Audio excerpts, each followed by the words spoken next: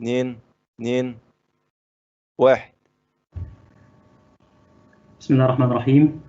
أعزائي طلاب الصف الثالث ثانوي، أهلا وسهلا بكم.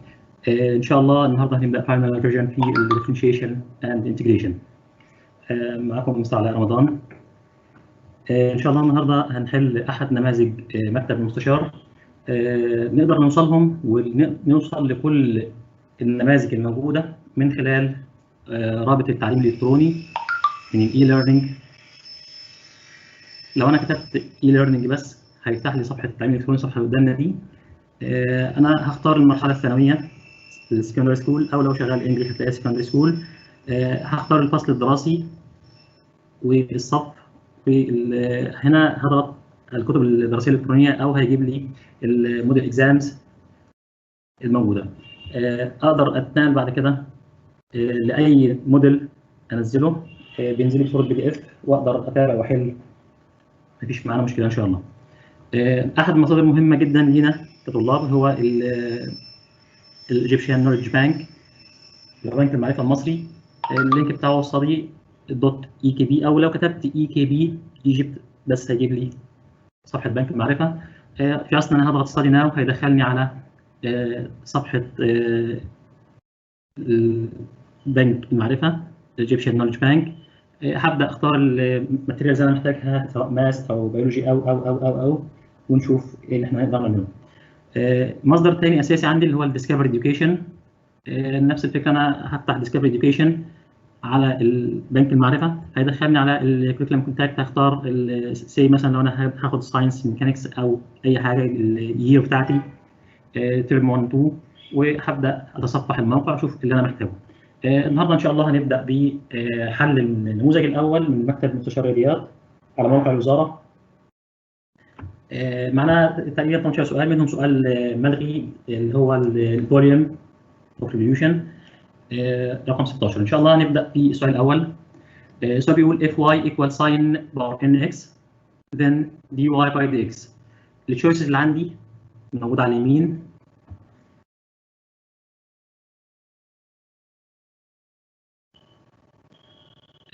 جاست هنا ان انا هيحسب الدي واي باي دي اكس دايركت، يبقى دي واي باي دي اكس ايكوال دي واي باي دي اكس ايكوال انا عندي هنا ساين باور ان اكس، بنزل باور يبقى ان ساين باور ان ماينس 1 اكس في الديريفاتيف فور ساين اكس از كوساين اكس. الصيغه هنا مش موجوده معايا في التشويسز. هنا التشويس عندي in terms of y او في ساين كوساين. طبعا انا استبعدت ال n ساين باور ان اكس لان مفيش عندي ديريفاتيف، فاستبعدت التشويس A. n ساين ان اكس الباور هنا ناقص، استبعدت التشويس B. باقي عندي التو تشويسز C and D in terms of y. So I'll represent n ساين باور n x times ساين باور نيجاتيف 1 اللي هي 1 over ساين x times cosine x. It's equal n sine power n x. Cosine over sine is cotan x. So the choice is Cn y cotan x. And sine power nx is equal to y. We'll move to next question. Number 2. If x equal 5t plus 3, y equals 16, t squared plus 9, then the value of dy by dx at t equal 5. برضه المالتي تشويس، التشويسز عندي A B C D على اليمين. الريكويرمنت عندي dy by dx.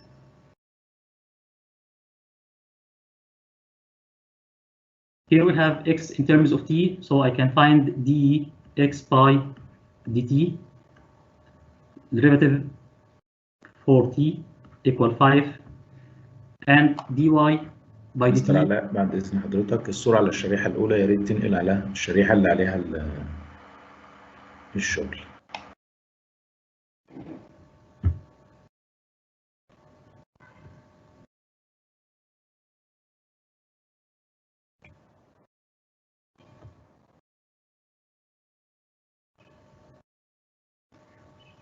الصورة واضحة قدامكم كده ولا مش واضحة؟ على الشريحة الأولى يا ريت حضرتك تعمل العرض على طول أو تجيب الشريحة اللي عليها الدور.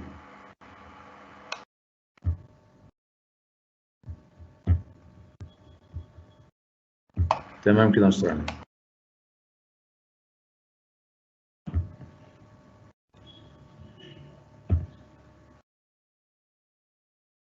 So I'll find the x by dt equal 5 and the y by dt equal derivative for 16 t square equal 32, 2 times 16, 32 t, the derivative for 1 equal 0. So I want to find dy by dx, it's equal dy by dt times dt by dx. Pay attention for find the reciprocal for dy by dx, it will be dt by dx. It's equal dy by dt, dy by dt equal 32t multiply dt by dx equal 1 over 5. At t equal 5, as substitute for t equal 5, so the result will be 35 times 1 over 5 will be 32. Next question.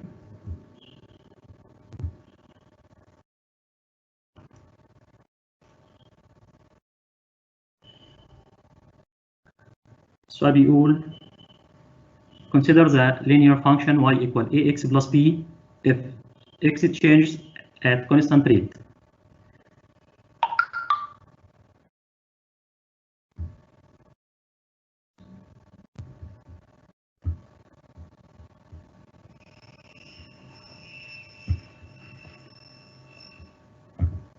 x change at constant rate, that's meaning ان ال dy ال dx by dt equal constant. I'll write it as m, it's constant. Number 1, does y change at constant rate? I find dy by dt dy by dt equal a dx by dt. It's function y in terms of ax plus b, derivative for ax equal a dx by dt. So when the rate of change of x equal m, the rate of change of y equal a m. So we can say no, because the rate of change of y equal am. Number 2, does y change at the same rate? As you see, it's equal a times m, so we'll say no. When our two rates are equal, when we can say dx by t equal dy by dt, that's at a equal 1, at a equal 1. That's meaning the parent function y equal x plus b, they have the same rate. We'll move to the next question.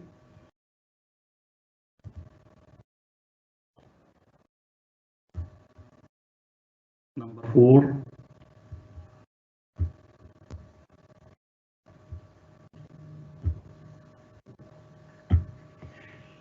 If x equals sec z and root y equal tan z, find or prove that d2y by dx2 equal 2. Here we have 3 ways to solve this question. The first one, I can represent x by a right angle triangle. I'll take the angle z. We have x equal sec z. Sec equal sec z equal hypotenuse divide the adjacent. So the third root will be, the third side will be x power 2 minus 1. To find tan z, So I have tan z equal opposite over adjacent equal root x power 2 minus 1, and tan z equal y, so y equal x power 2 minus 1. I'll find dy by dx equal 2x and d2y by dx2 equal 2. That is the requirement, d2y by dx2 equal 2. I can find another solution. We have a relation between sec and tan. I can say y equal tan power 2z, and I know that tan power 2z plus 1 equal sec power 2z. Tan power 2z equal y plus 1 equal sec power 2z equal x power 2. Sec power 2z equal x power 2, so it will be x power 2. Find the derivative dy by dx equal to x and d2y by dx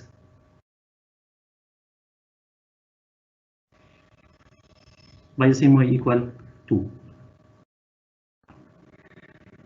We have third solution, but it will take more time. I can find dx by dz and dy by dz using chain rule. We'll move to another question number 5.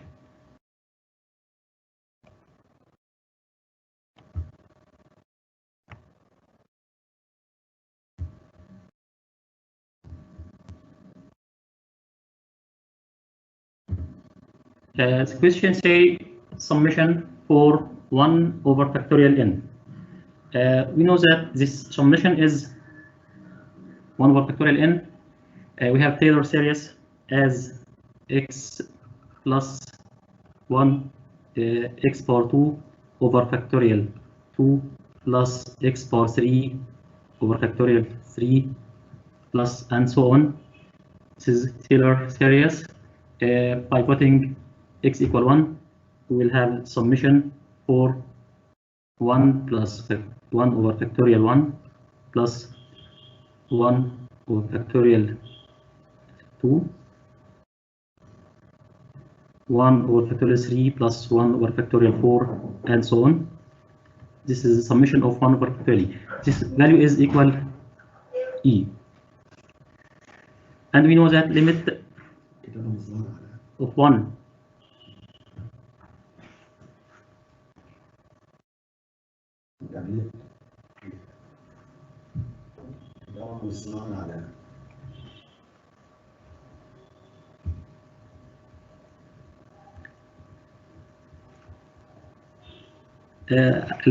الصورة واضحة قدامكم ولا مش واضحة يا شباب؟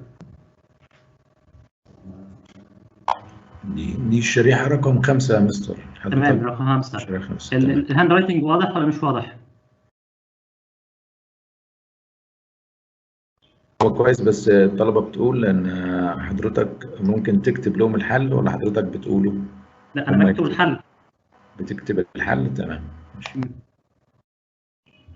مش واضح على الشاشة ولا ايه؟ الكتابة مش واضحة، يعني المسألة هي اللي واضحة A و B و C و D، لكن الحل حضرتك الحل مش واضح.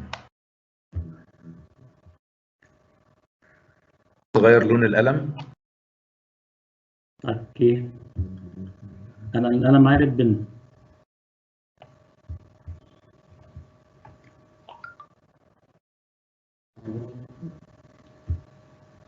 طيب،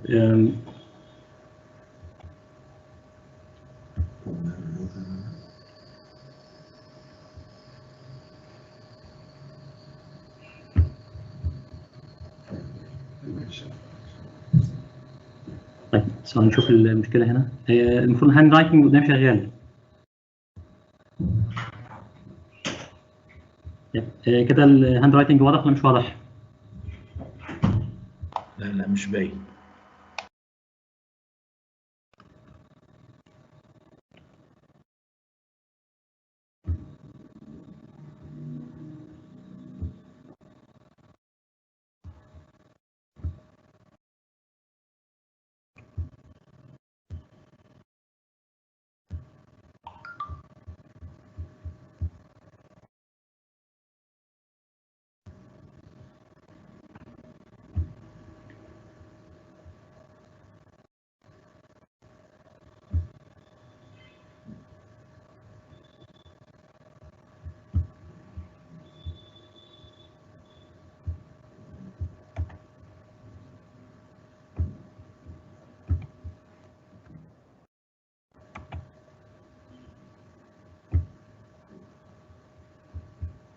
طيب كده احنا غيرنا الشكل العام. اعتقد كده المفروض ان الشاشه واضحه قدامكم.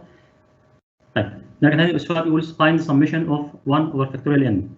I know that 1 over factorial n is equal to 1 plus 1 over 2 plus تمام يا مستر، الله ينور. 1 over 3 plus and so on. This is equal to summation 1 over factorial n. I know this is the same for Taylor series. It's equal E. Yeah, E power x if I have x plus x over factorial x and so on.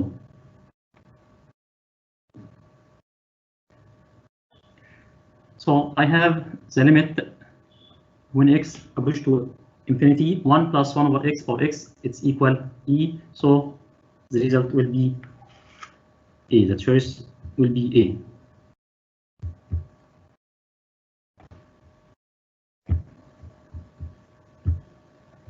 We'll move to next question, question number 6.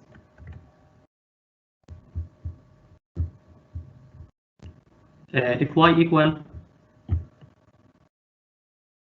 2 minus e power x power 2 minus 2x, find dy by dx. Direct, I'll find dy by dx equal x power 2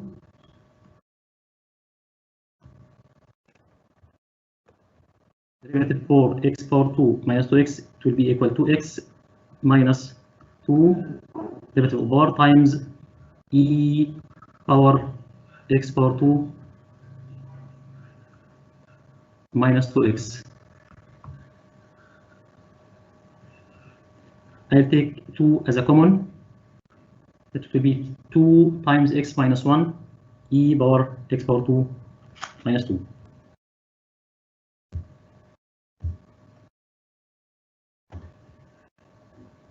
We'll move to question number 7.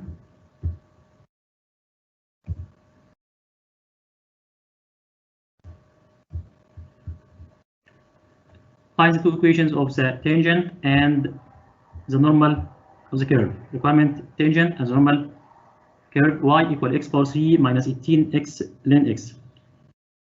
At the point of the x coordinates equal هو في النموذج الوزارة هي x equal 2. I'll replace it by e to make it easy for the last result. The equation of tangent, as we know, equation of tangent is dy by dx for the tangent equal slope. The slope m, I must find it, and the equation of the tangent y equal mx minus x1 plus y1, or y minus y1 equal m times x minus x1. دايما حافظينها. The first step, I find dy by dx. dy by dx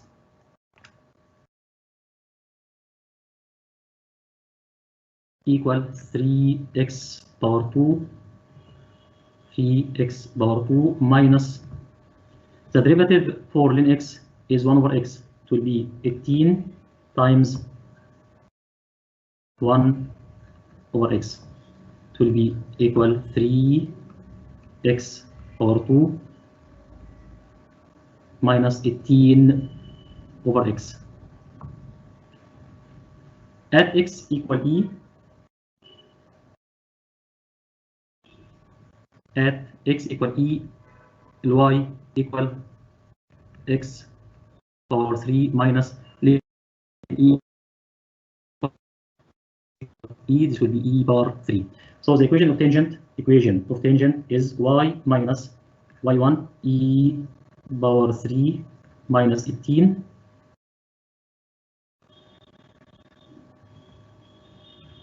equal dy by dx, derivative, I'll put x equal e, this will be 3 e power 2 minus 18 over e times x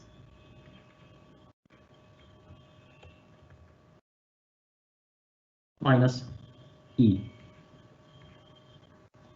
This is the equation of tension. The second deployment, find the equation of the normal. Equation of normal, I will find 1 over dy by dx. The slope normal dy by dx. I will find the reciprocal 1 over m with negative sign. So the slope of normal will be 1 over m. It will be 1 over, as we see from the previous, dy by dx equals 3x power 2 minus 18x. It's equal 3e power 2, 3e power 2 minus 18 over x. Its reciprocal will be 1 over 3e power 2 minus 18 over e. أعتقد السؤال واضح وسهل. نتنقل للسؤال الثامن نمبر 8 من الأسئلة المهمة.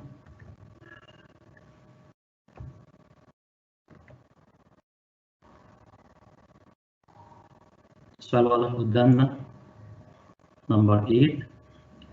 In the figure shows a rectangle inscribed in isosceles triangle, right angle triangle. يبقى ناخد بالنا هنا من الجيب اللي عندي ده isosceles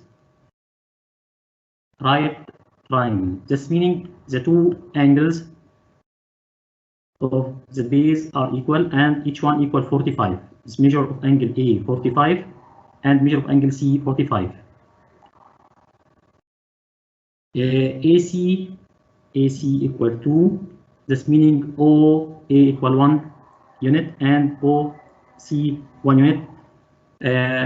I'll represent for this part of rectangle here with x, and this will be x. The remaining part will be 1 minus x.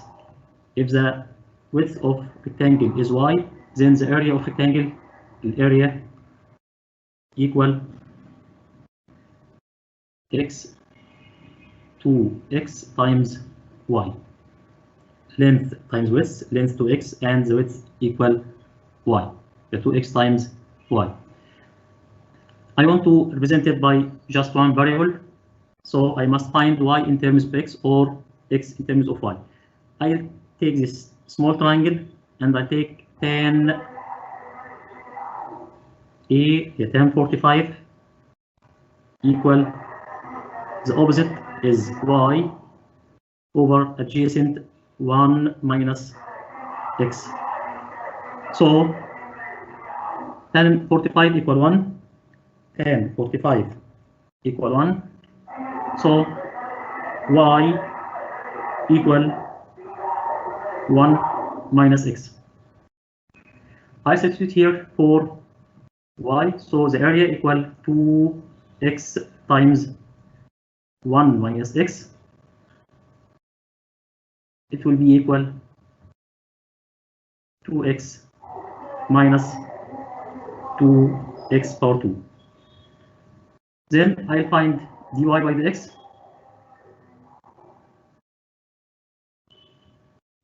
equal 2 minus 4x, 2 minus 2x, sorry, the derivative 2 minus 4x aside 4x.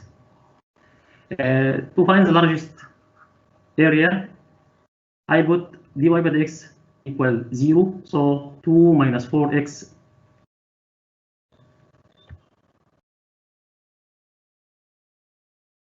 equal 0. It will give x equal half. هنا لازم اتاكد هل دي maximum value or minimum value. I'll find the second derivative. Second derivative for dy by dx, d2y by dx 2, it will be negative 4 and less than 0. So this is maximum value at x equal half. Then I'll find the area, the total area at x equal 2. The area of rectangle equal 2 times x times y out 2x minus 2x power 2. When x equal half, just substitution for x equal half, 2 times half 1 minus 2 times a quarter equal half, so the area equal half. This requirement, the largest area of the rectangle, the area equal half. This is the largest area of rectangle.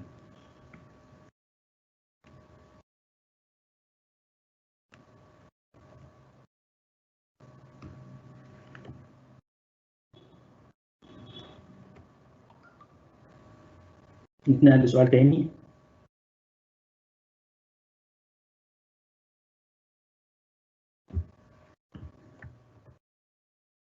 نمبر 9. السؤال مباشر. find the integration 2 ln x over x from 1 to 2. طبعا هنا سؤال زي ده ممكن احله بالكالكوليتر واجرب، لكن يعني اجرب الاختيارات اللي عندي اشوف مين فيهم ايكوال. لكن انا عندي هنا ده دايركت الانتجرال from 1 to 2 2 ln x times 1 over x dx.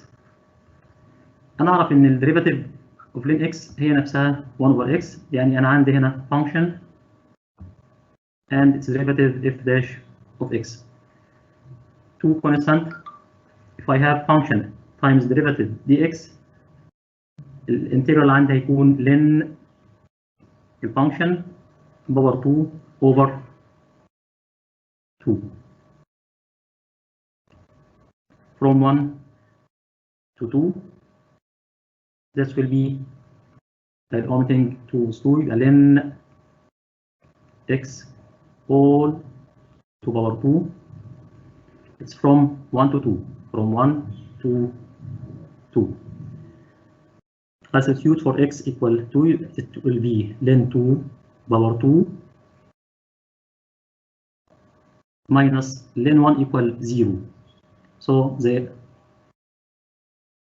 right choice is ln 2 power 2. أتمنى يكون السؤال واضح. نتنقل في السؤال اللي بعده. next question number 10.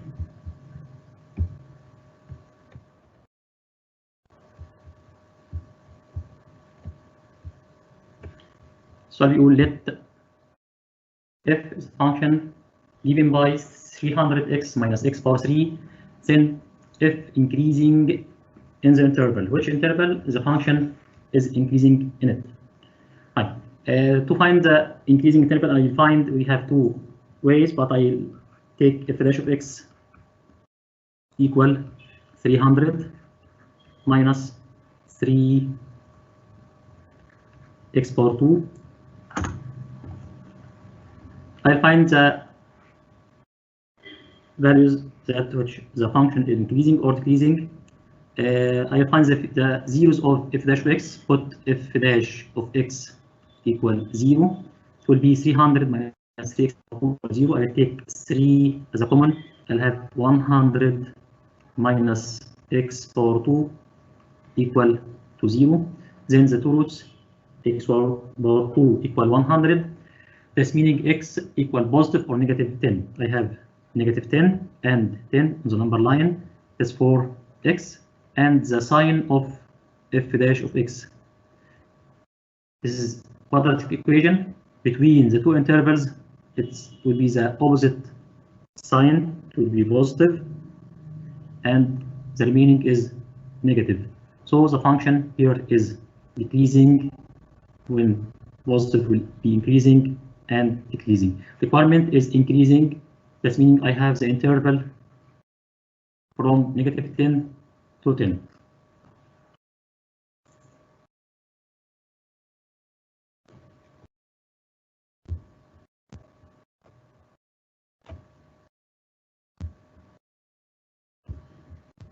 Next question, number 11. نقرا السؤال مع بعض كده. So let f is a differentiable function defined for all real numbers x with the following properties. F dash of x equal ax power 2 plus bx, where a and b are real numbers. F dash of 1 equals 6. I'll use the first given to find f dash of 1. I substitute here for x equal 1, so I'll have a times 1 power 2 equal a plus b, that's meaning a plus a plus b equal to 6. This is the first equation. F double dash of 1, I'll find the derivative for f of x to give f double dash of 1. It will be 2ax plus b. This is f double dash of x. Then I'll substitute for x equal 1, f dash of 1. It will be 2a plus b equal to 18. This is second equation, number 2. I'll subtract the second equation minus first equation by subtracting 2a minus a. It will be a. I'll omitting b with b. It will be 12. This is the first constant, a equal 12. By substitution for a equal 12, it will gives b equal 6 minus 12 equal negative 6.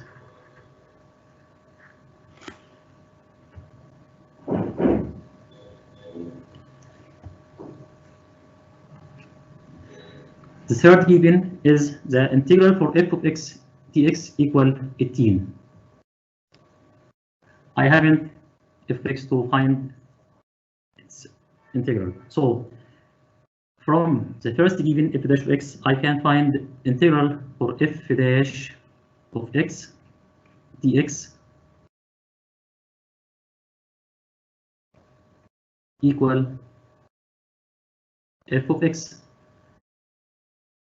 So by integrating for ax power 2 and a equal 12, b equal negative 6. So the integration for ax 12, the integration for 12 x power 2 bx equal negative 6x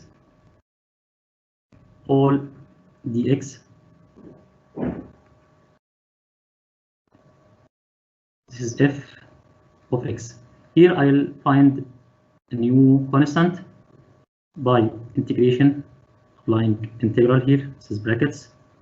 It will be 12 over 3. It will be 4x power 3 minus 6 over 2. It will be 3x plus constant c. This is f of x. The third given, the integral from 1 to 2, the f of x dx. I'll find the integral for this part. نسجل ده معانا كده في الورقه. ال f of x equal 4x power 3 minus 3x plus c. نكتب ده معانا كده عشان يتنقل لي ده ال f of x.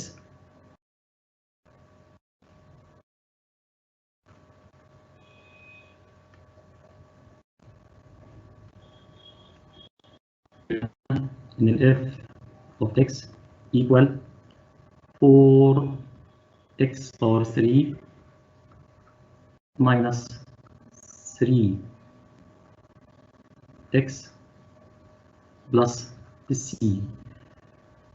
هجيب الانتجرال from 1 to 2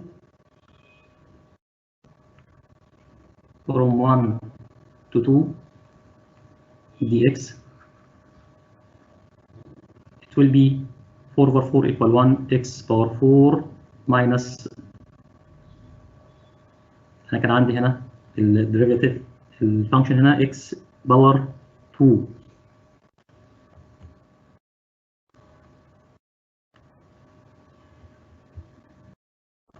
احنا عندنا هنا x باور 2 الانتجرال x باور 2 x باور 3 over 3. I'll divide by 3. This will be x power 3 plus cx. The boundary عندي from 1 to 2. Just substitute for x equal 2. I'll find that the given equal 18. يبقى substitution for x equal 2 ده 2 باور 4 equal 16 minus 2 باور 3 equal 8 plus 2c upper boundary minus substitute for lower boundary by 1. This will be x power 4. This will be 1 minus 1 plus c equal 18. So 16 minus 8 equal 8. It will be 8 plus 2c minus omitting 1 minus 1 0 minus c equal 18. So c equal negative 10. This meaning f of x, the final requirement, f of x equal 4x power 3 minus 3x power 2 plus c as a constant equal negative 10. direct negative 10. السؤال طويل شويه لكن بسيط.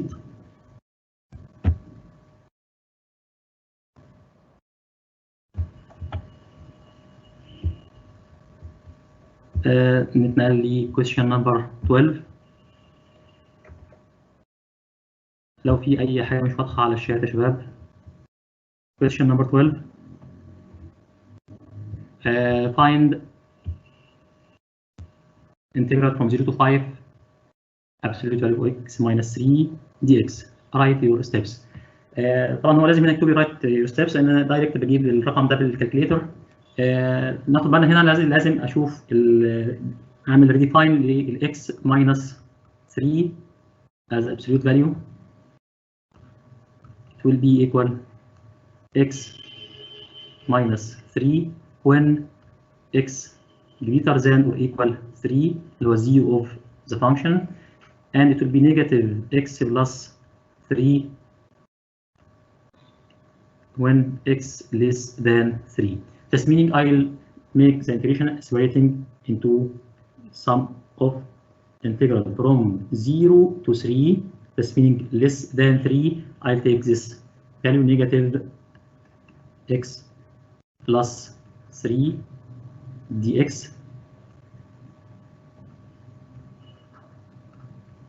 plus integral from 3 to 5 when x greater than 3. It will be x minus 3 dx. The integral for negative x equal negative half x power 2 plus 3x. Its boundary from 0 to 3 plus, by the same way, it will be half x minus 3x, boundary from 3 to 5. Then I substitute for the upper boundary 3 and lower boundary. الباقي كده سهل. أقدر just أحسب الفاليو of integral. برضه توضيح بسيط. أنا عندي لو أنا رسمت الشكل ده عبارة عن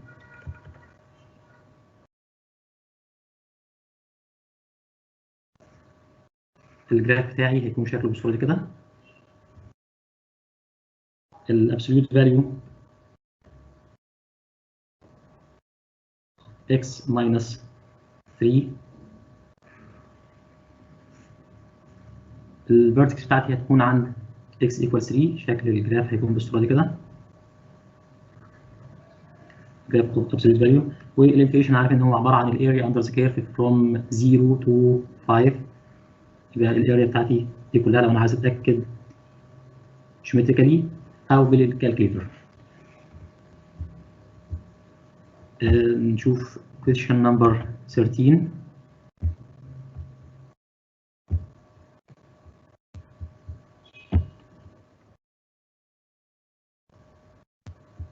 برضو السؤال multiple choice سريع. if f be a function given by f of x equal x power 2 times e power kx. K is a constant.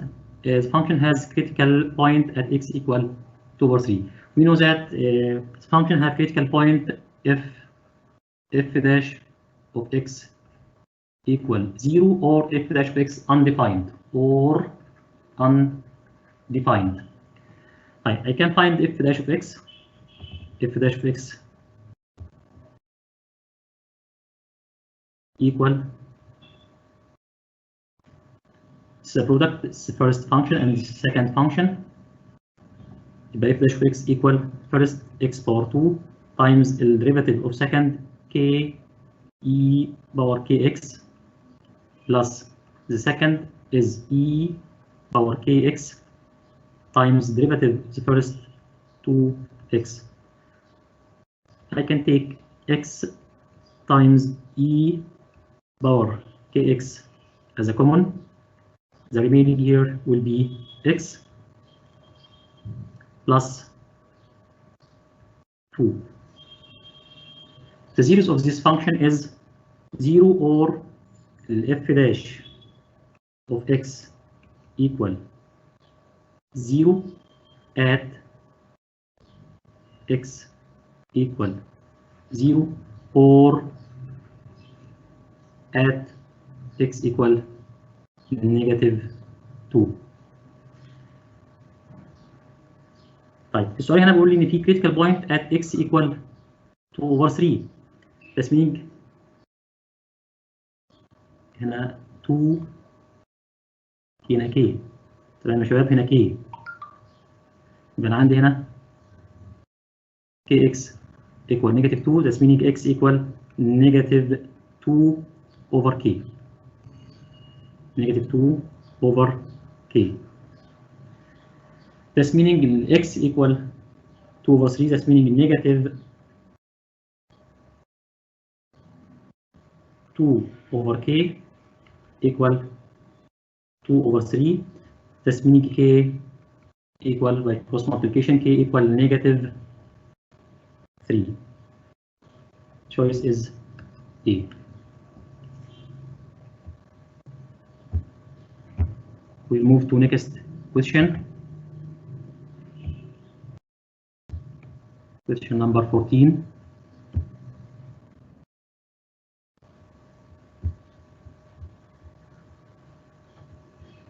The question is, let f be the function defined by f of x equal ln x over x, then the absolute maximum value of x is. طيب عشان ما يحصلش معانا لبس، هو لما يقول لي absolute maximum احنا اتعودنا ان هو يجيب لي interval.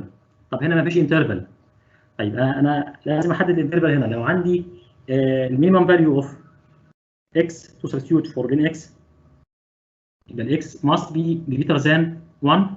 يبقى الانترفال بتاعتي 0 from 0 to infinity. يبقى الانترفال عندي from 0 to infinity. طيب هل الفانكشن ليها ماكسيمم فاليو؟ انا هقدر اجيب الاف داش اوف اكس واعمل سبستيوشن باك، لكن انا لو جيت اشوف الرسم كده when x approach to infinity، لما الاكس approach to infinity the function approach to 0 positive. يعني عندي لما when x approach to infinity this meaning the function f of x approach to 0 positive. When x approach to 0 the function f of x approach to negative infinity. طيب اعتقد دي واضحه ليه، لكن الثانيه لو x approach to 0 ده هيبقى عباره عن سي هيكون نيجاتيف، لان اللين 1 over any value positive greater than 0 will be negative and x approach to 0 positive, so the function will be approach to negative infinity. طيب to find the maximum value by the same way انا عندي بس just انا هجيب ال f dash of x واقول f dash of x equal 0، so f dash of x equal الديريفاتيف للفانكشن اقدر اعملها as a division x power 2 الدينومينيتور x في الديريفاتيف اوف نيميريتور 1 over x minus النيميريتور ln x times the derivative of the denominator equal 1. So I'll have 1 over x power 2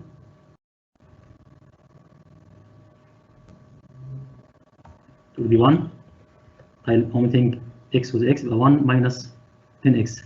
When I put f of x, f dash of x equals 0, 1 minus 10x equals 0, so ln x equal 1, this meaning x equal e. When I substitute for the function, f of e equal ln e equal 1 over e. The choice will be e.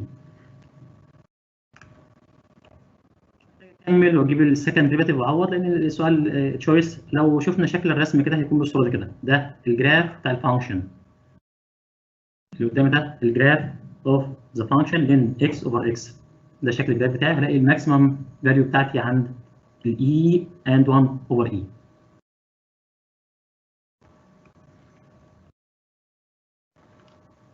نتنقل ل next question number 15.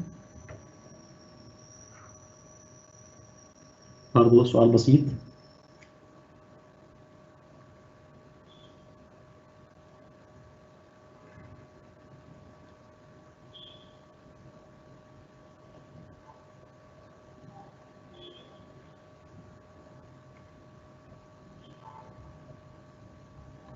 Number 15, answer only one of the following. أعطيني جراف للفانكشن. الجراف له with function f of x equal ax power 3 plus bx power 2 plus cx plus d. في tangent هنا عند الماكسيمم فاليو، في tangent عند المينيمم فاليو at points m and n.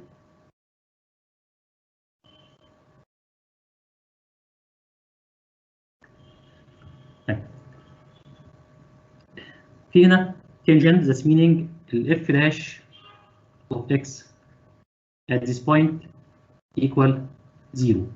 ال f dash of x tangent of the curve parallel to x-axis, that's meaning f dash equal 0. يبقى في هنا 0 f dash equal 0 at the 2 points. So when I find the first derivative for f of x, f dash of x equal 3a x power 2 plus 2bx plus c. This is a quadratic function. When I put f dash of x equal 0, I want to find the series of this function. I use the general formula for second degree equation, the quadratic equation. This meaning negative b. b equal to b, this will be negative 2b, positive or negative, square root b power 2, it will be 4b power 2 minus 4 a fact coefficient of x power 2 is 3a times c. All of this over 2 times a. Coefficient of x power 2 is 3a. I take 4 as a common factor from the root, it will be 2, and omitting 2 is 2. This gives me negative b, positive or negative root b power 2 minus 3ac over 3.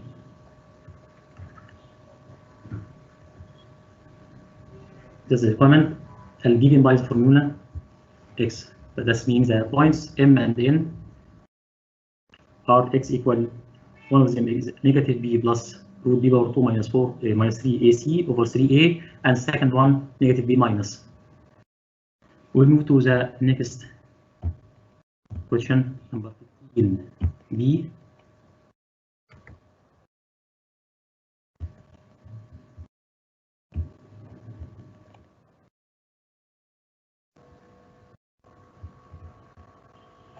برضه معانا سؤال سهل. Find the absolute value or the absolute extrema value of the function f where f of x equal x 10x minus 10x times e power negative x in the interval 0, 4. The first step, I must find f of 0 and f of 4. f of 0 equal 0 and f of 4 equal 10x 10 times 4 equal 40 e power negative 4 it will be e power 4. The 40 over e power 4. To find the absolute extrema or minima, I will find f dash of x equal the same way it will be as a product of two functions. The first 10x يبقى 10x times the derivative for e power negative x equal negative e power negative x negative بره plus second e power negative x times the derivative for 10x equal 10. I can take e power negative x as a common and 10.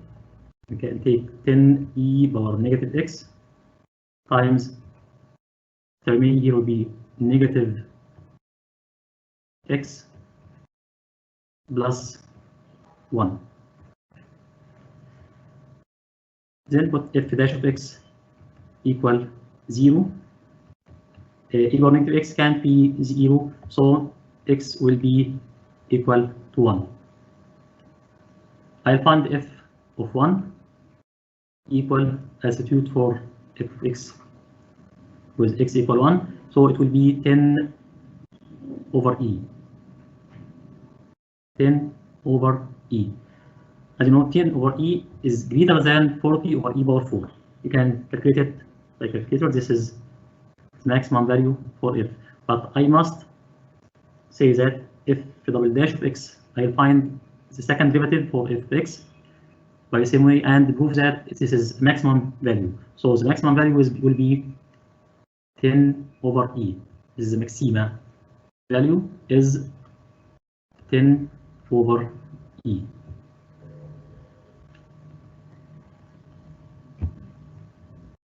We'll move to next question.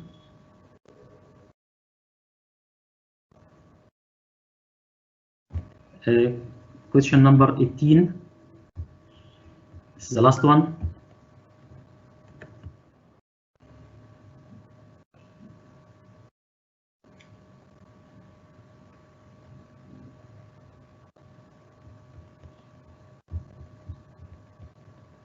Answer only on one of the following questions. We have two questions. The first one, use integration by parts to find integral for x power 3 ln x dx.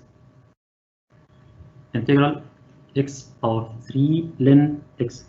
I can find the derivative for ln x, but integration for it I can't, so take more time. So I'll take u equal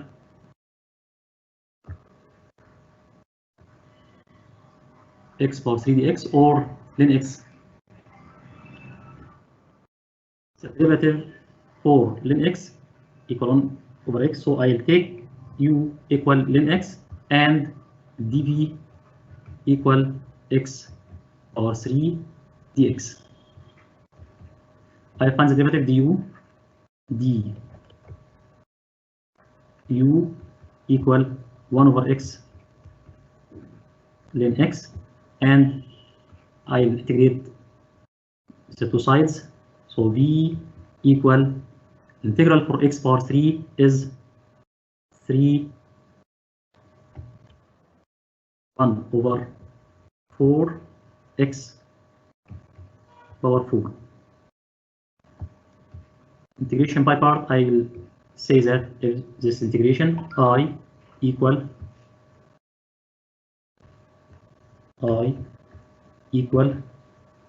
uv, it will be quarter x power 4 ln x minus integral for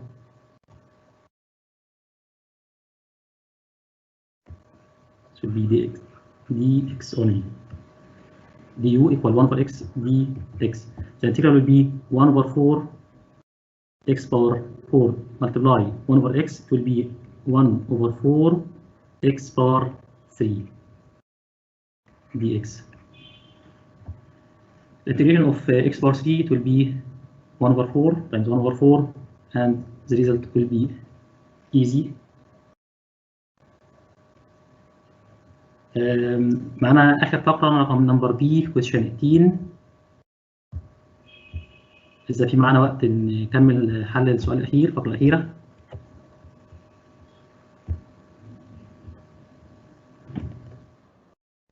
مستر علاء، وحضرتك عندك سيشن تاني؟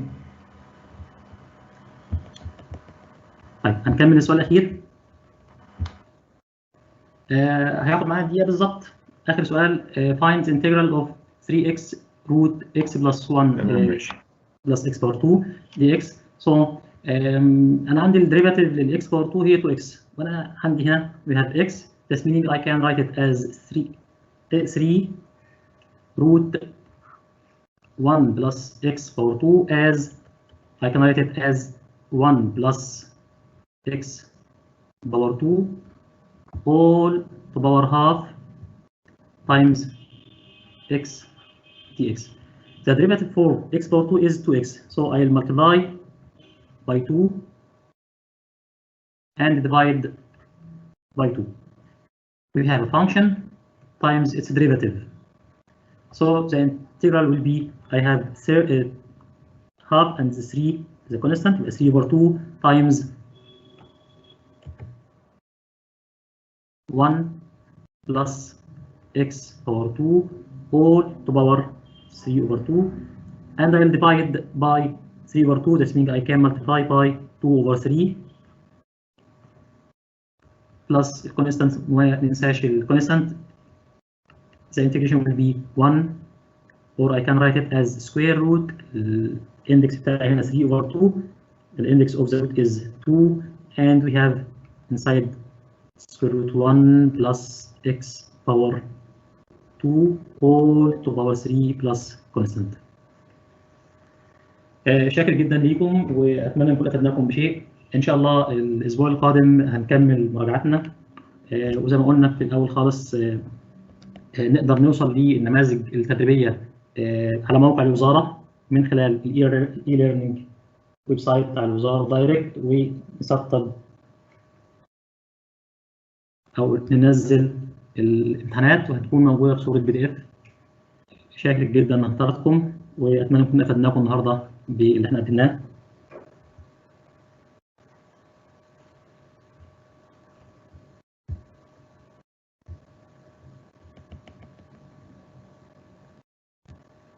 في اسئله يا مستر محمد او حاجه؟ في اسئله في الشات محتاجه ناكد عليها؟ لا تمام، شكرا يا مستر علاء. شاكر لحضراتكم. ان شاء الله نلتقي الاسبوع القادم قبل دلوقتي بساعه و10 دقائق بالظبط ان شاء الله، ونشوفكم على خير.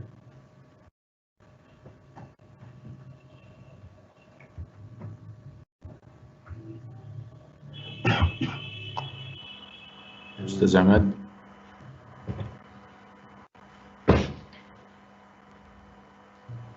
مستر عماد. حضرتك اقفل اللايف يا مستر محمد. طيب استاذ عماد مش معانا؟